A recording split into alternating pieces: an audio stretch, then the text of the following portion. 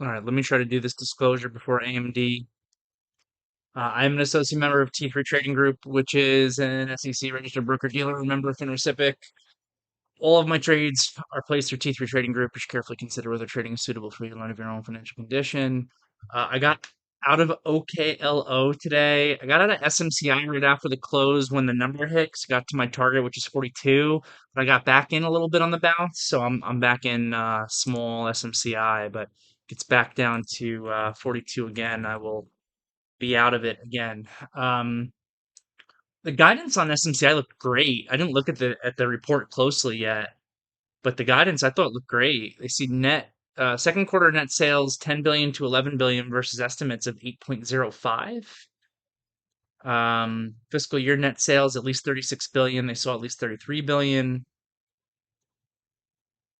So I don't know what the problem is with this SMCI, to be honest. But I'm short, so I don't mind. Else I'm short into the report. Um, are we hitting the market down here a little bit after hours? Not too much. So AMD should be out, we believe, at 4:15. I don't have a position in that this time around. I did into the last earnings report.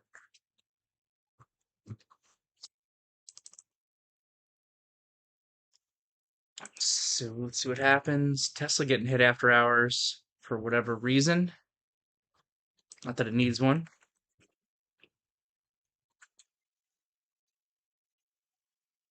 We got a couple other names out to less than a minute here to AMD. AMD's the big one. Kava's out. Kava, not great.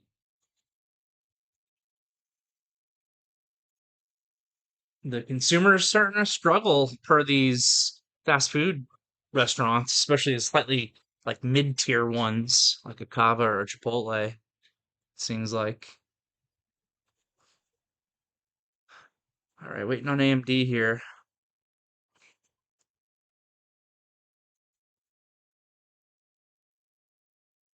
10 seconds. Chipotle's so much better than Cava. Josh had to leave early. I hurled that insult at him. Here we go. AMD with a quick flash up, and now it's down. Quick flash up and down.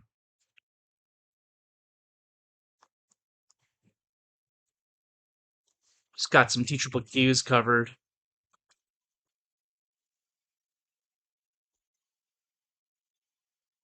AMD CapEx 258 million versus estimates of 219 million. So another company increasing that CapEx. Revenue's a nice beat. Adjusted EPS is a beat. Operating income's a beat. Operating margin is a miss. Small miss. Here's the guidance. Fourth quarter revenue 9.3 billion to 9.9 billion versus estimates of 9.21 billion. It's a pretty good report. It's a pretty good report. Also not sure why they hit it down there initially, unless it's either just because the stock was up so much on it, or because of the increase in capex. Now we're back up.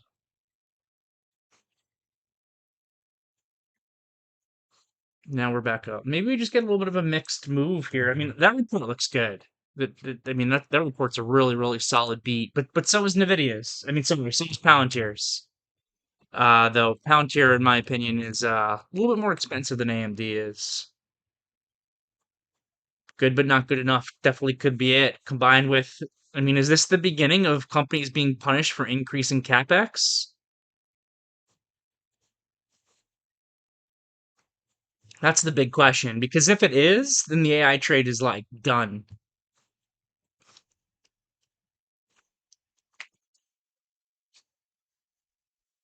So AMD trading very flat right now compared to where it closed. We'll see where that settles up. We'll keep an eye on it. So let's jump into our meeting here. All right, so we had a down day today. Yeah, for sure. Rock saying out of the corner of my eye here, what's in nobody's bingo card is to not have an end of the year rally. Everyone's kind of looking for it, myself included. It's so hard structurally to go down into the end of the year. but it's not impossible to overwhelm some flows, and we certainly were able to do that a little bit today. So let's talk about it.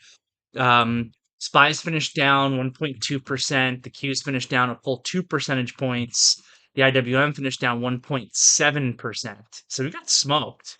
We got smoked. TLT was up. Might have even been a little bit of a fear trade. The dollar is one of our big things that we're paying attention to. The dollar up again and kind of continuing to have its upside squeeze. Uh, yeah, wow. The dollar move is starting to become very, very notable. Very notable crypto destroyed. So we got Bitcoin down 6%, probably below 100,000 now. Ethereum absolutely toasted here, over 11%. Solana off 8%. So crypto just getting absolutely and utterly destroyed here. And this is another one, it's not one of the four main talking points on like kind of the what ifs that could make a market go down, which have been, basically President Trump, President Xi. That's one. Two has been the dollar move. Uh, three has been, what's three? I don't remember. Four is the AI trade imploding. I'm missing what three is. It'll come to me. Um, so the AI trade, I think, is the biggest, most important one. The dollar, I mentioned the dollar. Um, so I think that the AI one's the most important one of those four, but the crypto move might be 4.5. Might be an extra half of a reason for this market to have a real sell off here. And I've been saying it for a while, but it hasn't played out that way. Maybe we saw a little bit of it today. Is there any point where um, people getting calls, margin calls in crypto actually cause equity selling, right? In a true bear market, which we are nowhere near a true bear market, at least if you're looking at the S&P, though you're probably getting close in some of those crypto markets, if not already in it. In a true bear market, you see correlations increase because everybody has to sell everything just to be able to raise cash. It doesn't matter if this is a better value than that, or this is a better company than that. At a certain point, you'll begin to see in a true bear market, even like the safety plays from the earlier part of the bear market begin to get sold just because people now need to raise cash at a certain point. So, you know, kind of off of that thought process, even though we're not in a bear market, can't help but wonder if at a certain point crypto selling actually causes equity selling. Because if you are in that crypto world and you're getting smoked, you might need to raise some money. And now that all of these ETFs and levered ETFs, yeah, I've never been able to look at Solana before as an ETF. And now I can see it down 8%. And I don't remember what the symbol is, but I know that there is like a 2x, maybe even a 3x leverage Solana as well. Um, so pretty interesting stuff. Bitcoin just above 100,000 per Jerry here, 1,200 or so. So worth watching. Turning things back over to the market. So we had a really interesting day today. We've kind of noted a little bit of a character change in this market. And by the way, it started with one of the things that is one of my favorite ways to break a 45-degree angle uptrend. When you got this 45-degree angle uptrend, you can just break it to the downside and lose it at a certain point. But a lot more often, you actually need to break it up. Maybe not necessarily more often, but one of the other ways in which those big rallies end is by breaking up in order to actually be able to break down. And it seems like we're seeing a little bit more of that. And we noted extreme extension in the market here at the end of October to the upside for the first time, believe it or not, since July 3rd. And on July 3rd, it only lasted for one day and then it was gone. The most incredible part about this entire S&P rally to me has been the lack of extreme extension. Even though it seems like we're positive every day, there is a lack of any extreme upside extension within this market. And then all of a sudden we start breaking out and we sit at that extreme extension for like 3 trading sessions in a row. We go parabolic a little bit, and ever since then, this market hasn't traded right, and it almost seems like it keeps getting saved on top of it, right? We had every reason to sell is when we first identified our four reasons to sell back here on October 30th. And we closed on lows that day just to get saved by Amazon and to some degree Netflix and Apple, but mainly Amazon. And then to start the month off, yesterday we had a nice little gap up, but we've been seeing selling every day. Not necessarily a close on lows, but we've been seeing selling every day. And then today, is very interesting because this is the first down day I can remember since April where there wasn't really a significant piece of news that I was able to identify that was new in any way that brought the market down. It just seemed like breadth yesterday was atrocious, that the market held in because of market structure dynamics. And then when the markets close, those dynamics don't hold the market up in the same way. And we had a pretty impressive gap down this morning. Um, there it is. Thanks, Greg. Fed December rate cut optionality. Um, so we had the big gap down here this morning, which was really notable. But whenever we get these large gap downs, I don't. I'm a big believer in not chasing price. And every once in a while, you can chase price and it pays, especially if you're doing it in like a news event or extra volume or, meme stock or something like that. But generally speaking, I think that chasing price sets you up for bad risk reward opportunities combined with a low probability of success. So even if this morning, let's just say, and it really wasn't this way for me, I'm itching to short more. I'm never going to chase this gap down. We have a very large gap down this morning. It creates a lot of extension off of the 8 EMA. It's the space between the 8 and 21 EMA that I consider to be, general technical equilibrium for any stock or any market that I'm looking at.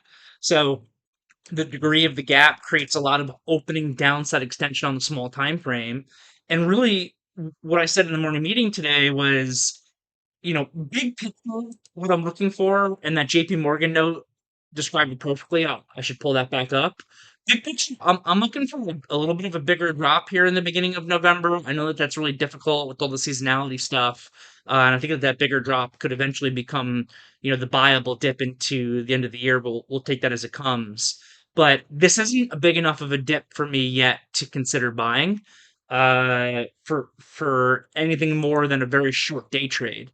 But for a short day trade, we had a large gap down into a major support level because there's major support here at around SPY 674, and it's also sitting exactly where the 21 EMA is. 674 is the price that we broke out from. So you're going to get a huge gap down into that support. It's likely that they're going to try to defend that. So even though I'm not ready to, bigger picture buy the dip yet, small picture, what we discussed in the morning meeting was you could look for an opening long. And I think I called out a long in the first 5 minute bar that quickly failed. And then we got the second setup off the second 5 minute bar, and that one worked great. We had this pivot low come in. You can buy long off that pivot low. And all I'm looking for on that trade is a time price correction back to the 8 EMA on the 5 minute. You could be a little bit greedy, maybe look for a little bit more closer to the 21 EMA. That's all that I'd be looking for on the trade. I didn't actually take that trade, but it was communicated. And it worked exceedingly well to the point where the degree of price correction up had me a little bit nervous of, oh man, was that it? Was that really just going to be the dip once again? And we're going to bounce back, right back like we've done so many times. And that's going to be it. Um, I would have liked to have seen a little bit more of a bearish correction, a little bit more time than price. It was a very heavy price correction, and then it barely paused at the 8 EMA, which reminded me of one day a couple weeks back when we had a little bit more volatility after October 10th.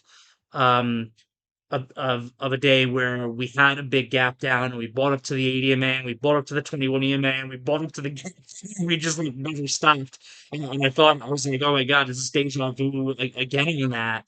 But this market has felt very different to me these last few days, especially after the parabolic move higher. And again, our or I'll call it now 4.5 points on the why the market should actually be going down now. Um, but we overshot that ADMA, barely paused. We started to kind of go sideways here a little bit at 10 a.m., especially in the Qs. And then this was the zone where I was looking for signals to actually short. So we started with an opening long call out, and then I'm looking for the short signal. I called a short out off the 10 a.m. high. It pierced through that, so you may have gotten stopped out, but that actually immediately led to a second tail where I called out for a short again. And then the third time here, it never actually broke it. So from the Q perspective, that then worked perfectly from that point, where basically we were able to call the high of the day. Not perfectly, took a couple tries there. Spies were a little bit trickier because they pushed above that 10:25 a.m. high, what made one more new high in 680, where I also did call it a short there too. I said with very tight risk. I think I called it out for like 25 cents risk. I was like, we now just traded into yesterday's low. I think you could try this one more time. One more time. Don't want to overturn things. One more time short versus 680. And that one worked out really well. And then I know Josh had like a decent call out on the way down. I think on the 1225 pivot high, if you wanted to be aggressive to try to push some downside, which worked out okay as well, which is incredible because I can't remember the last time we were able to have a call out to push downside that actually really worked, and it kind of worked today. And we were more or less able to close on lows, which is pretty unlike how this market has been trading. This is very different from any point in the entire rally. Gap down on no real new incremental negative news.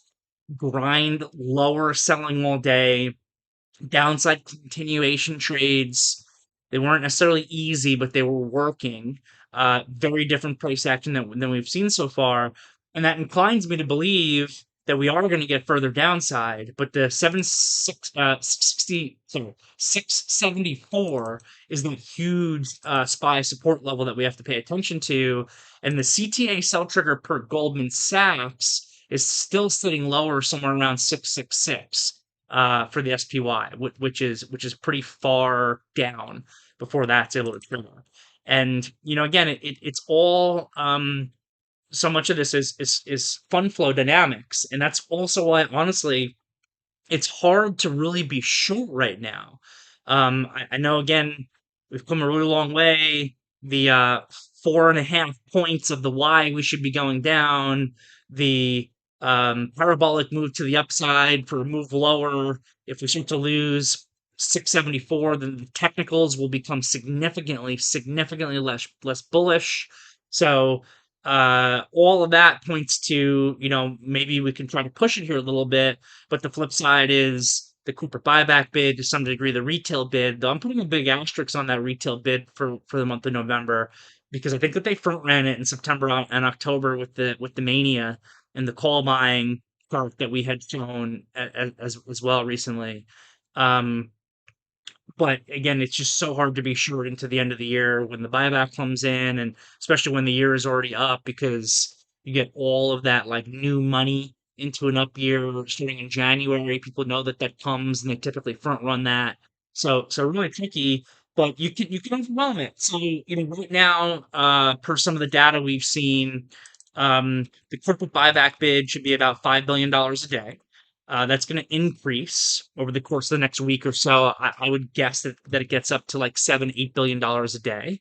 But there are other flows out there that can overwhelm that. So, for example, on the vol control side, the vol control systematics into a 1% down move, we're set to sell about $5 billion worth of stock. So there you go. You've already just offset the buyback for today. And then the big one also still into a down move is we had read previously from Nomura that every 1% down in the S&P creates $7 billion of selling from the leveraged ETF community.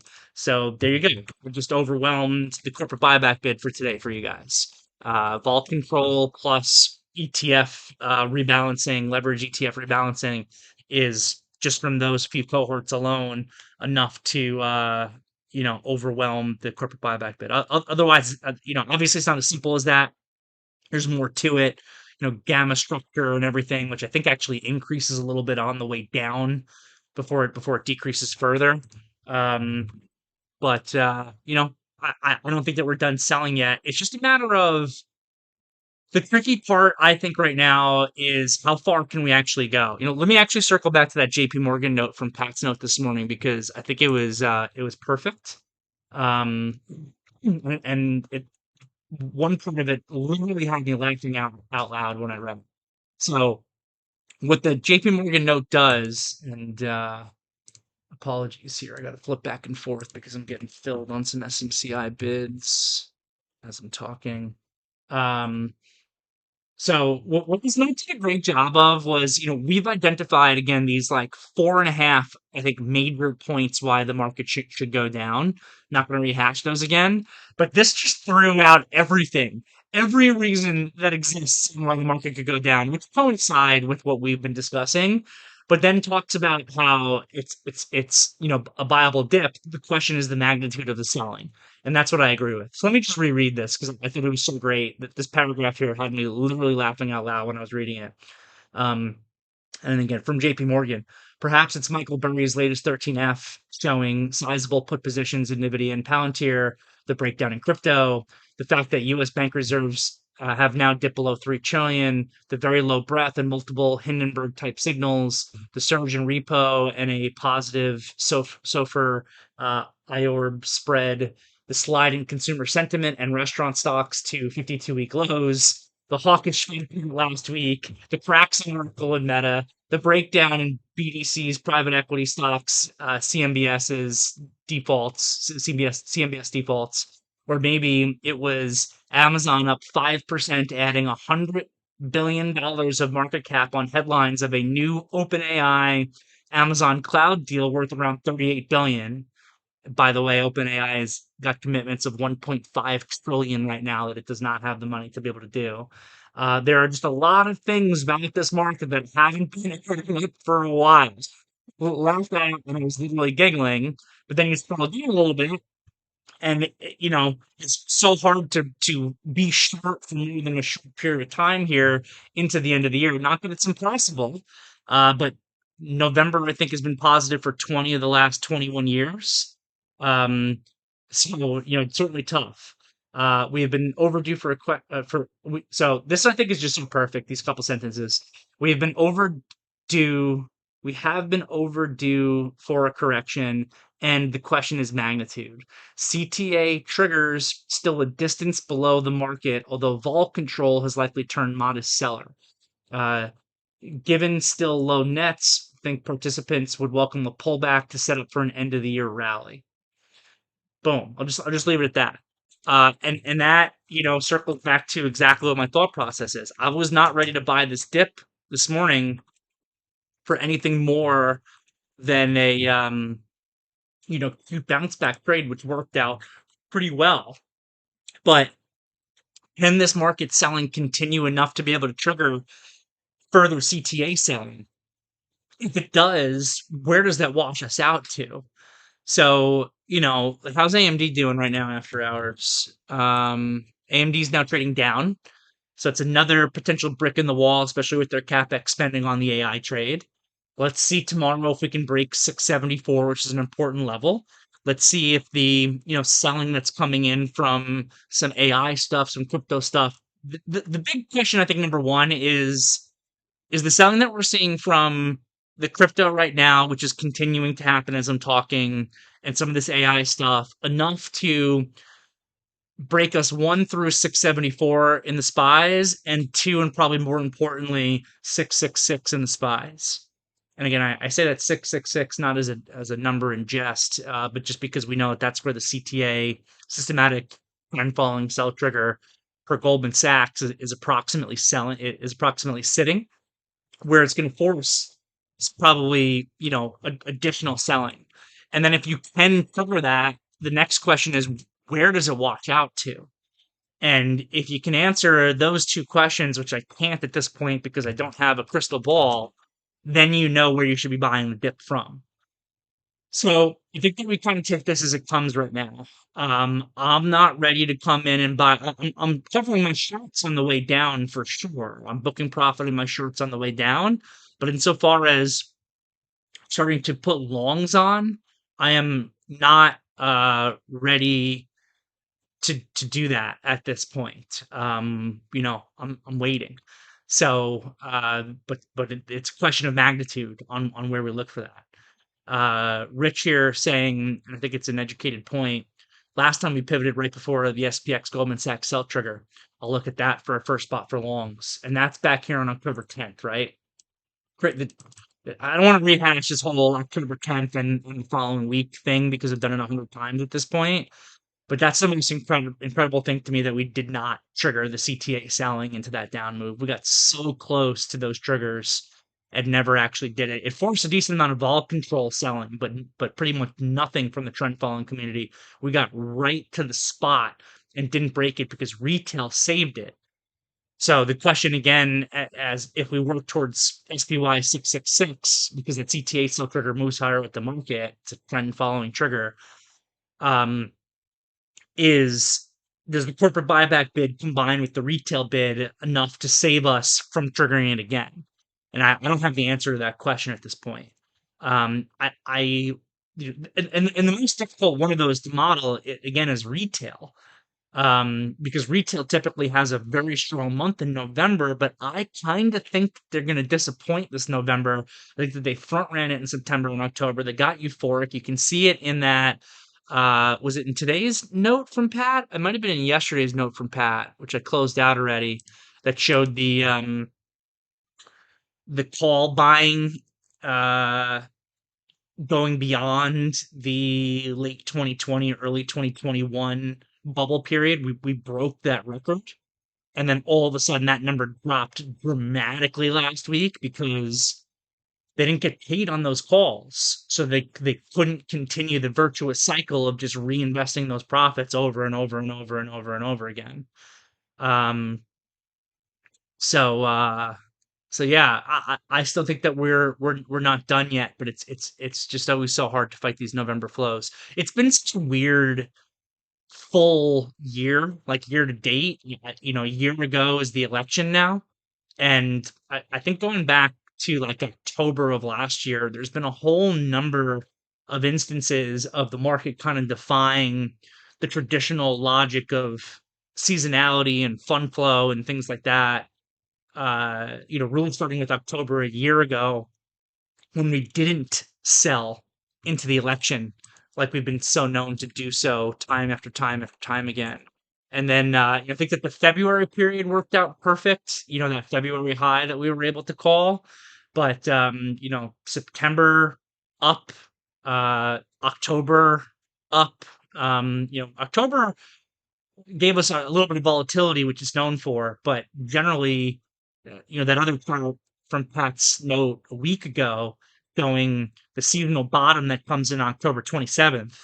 The craziest part about that chart when you compare it to our chart right now is the no pullback. So I can't help but wonder if we kind of continue to defy some of those traditional seasonal signals um, here in November and say maybe we have a red November.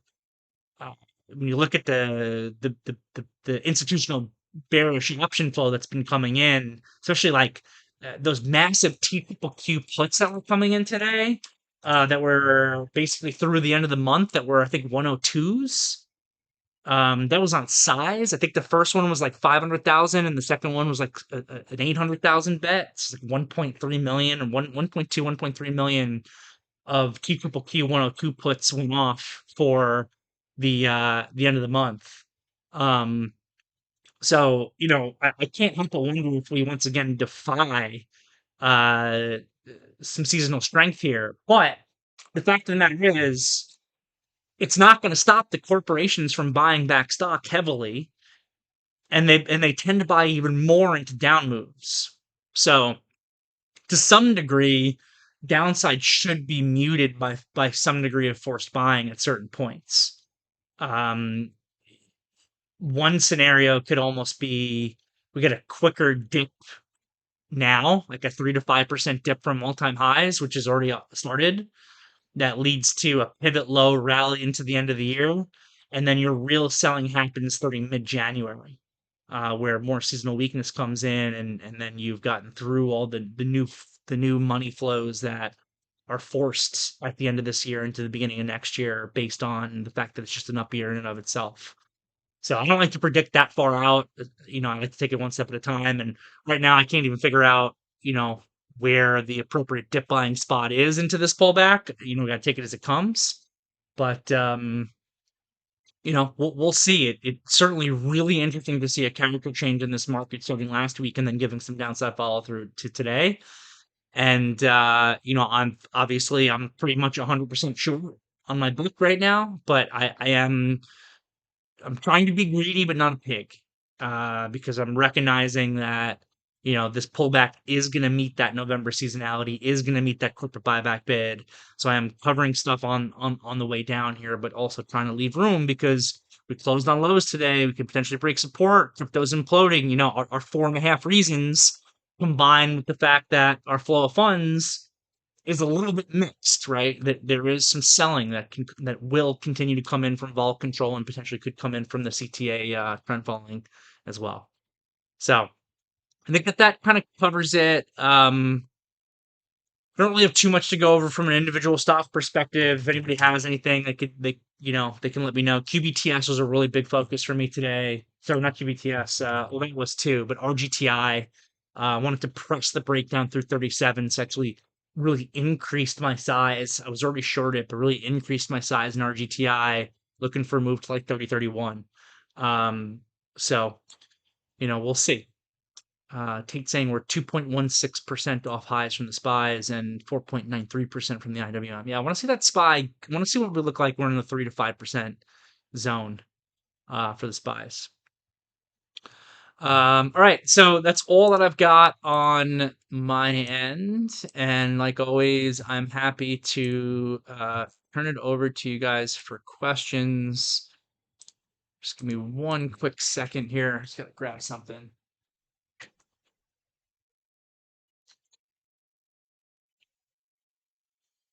All right, sorry about that. I'm back.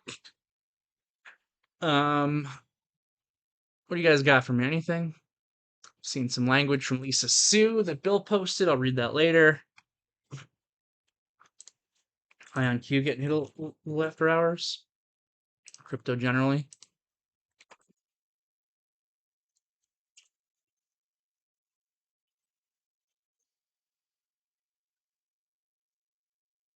It's SMCI back to 43. AMD bounced back a little bit. From Greg, lots of technical sell signals though. I posted Larry McMillan analysis in the VTF this AM. Equity only put call ratio on sell signals, the VIX 200 daily moving average, and spike peak buy signal canceled by 19. Yeah, I read that. Breath oscillator sell signals in place. This creates technical selling from funds, traders, CTAs that follow these signals. Yeah, 100%. 100%. Thanks for that, Greg. Matthew, Matthew on gold. Gold for the here. I don't know. I don't have strong conviction on that one, to be honest. It's been a really big rally. If it loses 360, you're losing a little bit of support on this GLD. So you could get a pullback to 350 on this if you have a. I think that gold's a little bit tricky here though, because it's like, did they sell this gold? And obviously they sold gold down with the market today and with crypto today. Um, Sometimes it can act as a little bit of a defensive play, though. So does gold at a certain point start acting as a defensive play, or is this just another chart that went completely parabolic and is due for a deeper pullback as people start getting toasted for chasing everything? I don't have a strong answer to that. Therefore, I don't have strong conviction. But below 360, I think you get another $10 out of it. Um, Not a trade that I'll be in, but certainly one that we'll be watching. How from Kate, one more kind of technical question. How do you deal with FIFO accounting for lights? When you say LST, I assume you mean light speed. Um, Sometimes I need to be an accountant to find my true P&L. Cash flow trading isn't friendly unless it's mark to market. I don't. My whole thing is that I could care less about FIFO accounting. I don't look at it. Um, Man, I'm gonna try to just give you the short answer on this one because we could go pretty deep on this. At the end of the day, it's accounting and it doesn't matter, right? So like, i- if my average price in SMCI is $46, let's just say, or let's just say, let me change that example. Let's say that I just covered, because it's a true story. Let's say I just covered some SMCI at $43, because I did. And or let's say I even did it on this candle because I did. It's at 16.10, and then it bounces back to 45, and I short some. And let's say that my average price on SMCI is 46. It comes back down to 43, and I cover some at 43. Did I just make $300 or did I make $200? I covered it. Let me clarify. Only what I shorted at 45, right? So I cover some 45. I reshort, sorry, I cover some 43. I reshort 45. My average price with the FIFO accounting is 46. I cover again at 43. Did I just make $200 or did I make $300? Well, Lightspeed's going to say that I made $300. I would say I made $200. And I ignore what Lightspeed says. So how do I deal with it? I just ignore it. I know in my head that per my game plan with what I just did, I shorted some at 43 and I covered it at 45 and I covered it at 43. So on 100 shares, that's $200. And I don't care what the average price says. I find that the average price stuff in Lightspeed and how they calculate the P&L um, doesn't it's a distraction and will cause me to make mistakes. So I have for many, many years now, years and years and years ago, have have ignored that because I know that it all just settles up in my actual account at the end of the day anyway to the same exact P&L regardless of the accounting method that's being used. The P&L is going to be the same. So for me, I find it significantly more helpful, I guess, to do like last in, first out, I guess is what it would technically be called. Um, where if shorting this 45 and covering it at 43 would yield $200 a P&L and not $300 a P&L. So that's just how it is in my head. But every time, when I'm engaging in that cash flow trading that I talk about so often, like everything I did in here, it's always, I'm doing it in 50-cent increments here. So every 100 shares, it's $50, it's $50, it's $50, it's $50. Not it's a loss of 50, a gain of zero, a gain of 50, and a gain of 100, right?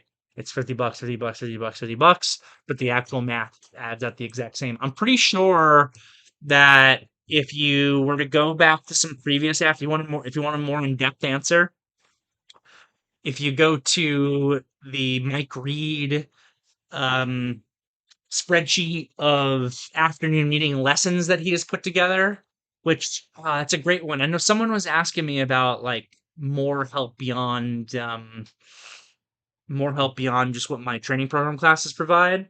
So if anybody has that spreadsheet on hand, it's great. Thank you, Liam. So it's a whole series. You could view this as a whole series of additional classes beyond my training program where Mike Reed on our team. He's usually not here for afternoon meetings. He usually watches them after the fact on the YouTube.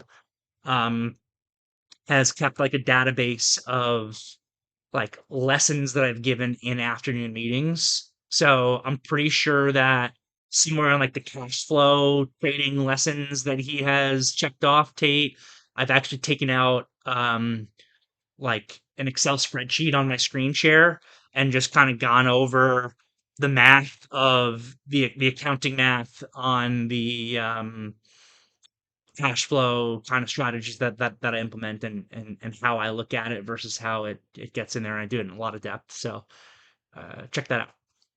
And I hope that helps. AMD might go green. Haha, yeah, it might. I mean, it's a decent looking report.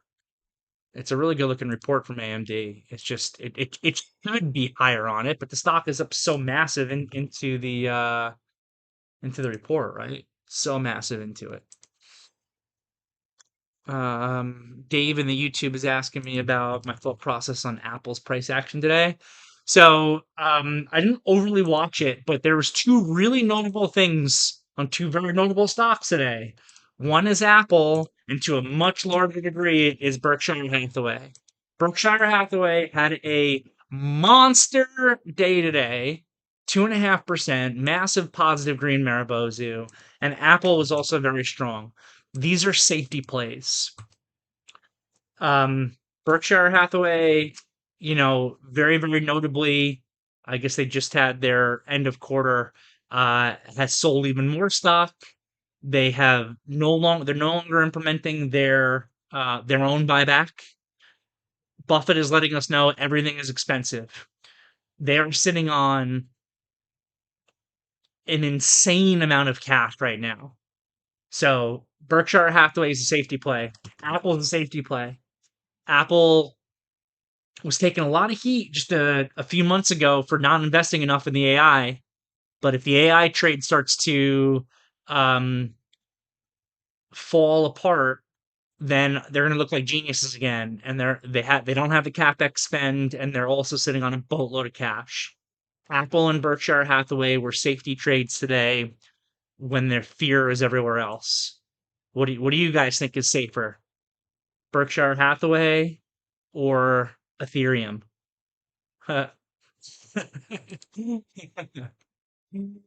Oh man, too funny, too funny. From Liam, what do you make of the Nvidia chart? Seems like we're in a spot where we could bounce from, but I don't like closing under 200. Yeah, I'm not ready to buy this yet. Someone else in the VTF just a little bit ago, I missed it, said that this kind of looks like an island top in the market a little bit. Nvidia looks like a potential island top here. Not a perfect one. It would have had to have gapped probably below 201 for it to really be a technical island top, but a lot of this stuff kind of looks like an island top to me, and Nvidia too. Nvidia, where Nvidia ends up is going to depend on where the market ends up, and where the market ends up is going to be determined by where Nvidia ends up. I would look at 190, low 190s, see what it looks like at that point. I'm not ready to buy this here. This thing just broke back down. From Tate, you told me the hard truth. I have to ignore it, which I do, but sometimes I let it slip into my psyche, and you feel like you are getting punished for the right thing. Yeah, I don't know. I've long since learned to completely ignore it. I don't even like read those numbers anymore, to be honest. Like I definitely look at my overall net P&L on the day, how positive, how negative I am. I definitely pay attention to that because that's telling me what my overall portfolio is doing, though, more so than it's telling me about what I've made intraday at this point. Um, but I certainly ignore, like, in my orders window, my like executions and orders window, it gives me a P&L number. I I've I don't even know why I have that in here. I've never cared to look at it at all ever. I don't pay attention to average price. I don't pay attention to when I got to fill if there's a positive or a negative symbol next to the dollar amount. I do look at my P&L intraday. Sorry, Liam, I saw your question. I'll circle right back to it. It's a question from Jim. Do you look at your P&L intraday? I try to take mine off the screen. I do. I do. This has been a hotly debated topic that I don't feel strongly about. I think that the answer to whether or not you should see your P&L depends on the trader, because I think it's more of a psychological impact than anything. But the question is, how does seeing your P&L impact, or does it impact um, your your trading and what you do with your decisions? For me, I can tell you that I'm just so deep in my game plans that it doesn't. What my P&L is has I want to say zero. If I'm being honest, it's probably very, very small impact on what I do in my actual trading on a day-to-day basis. And my entire career, have always had my P&L facing me in my face, and it's never bothered me. But I know a lot of other traders who would disagree with me on this and take the other side of it. Um, they don't like to see their P&L because then they're focused on P&L and L and they're not focused on doing the right thing for the trade. And that makes plenty of sense to me as well. I think it's like kind of an individual question. You need to know your own psychology. You need to know what impacts your psychology, what impacts your trading decisions or not. And can make your decision based on that one. Liam asking me about Reddit. Reddit chart? I mean, it just broke that massive support level. They tried to trade that up on what I thought was a really good earnings report. They traded it down, like so many other names we're seeing. I love Reddit as a company. I think they've got a lot of growth potential. I like the idea of owning this big picture investment wise or buying big picture dips in it.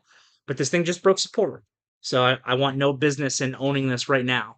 We were looking at this like belly flop pattern to come in back here on this break lower. It never really happened. It started to break up. And now post earnings, it got sloppy and it started to break down along with the market. So if you know, from a company perspective, it's a name that I would want to be long as an investment at a certain price. From a charting trading perspective, I would rather be short here than long it. But the question is, I don't think you could just be short versus 190. I don't think it's enough space. I mean, it might be if we just momentum down, gap down, continue tomorrow. But you probably got to give it a little bit more room than I'm just not exactly sure to where. Hope that helps. All right, cool. Well, it's about 5 o'clock, and I've got to meet up with somebody in a little bit.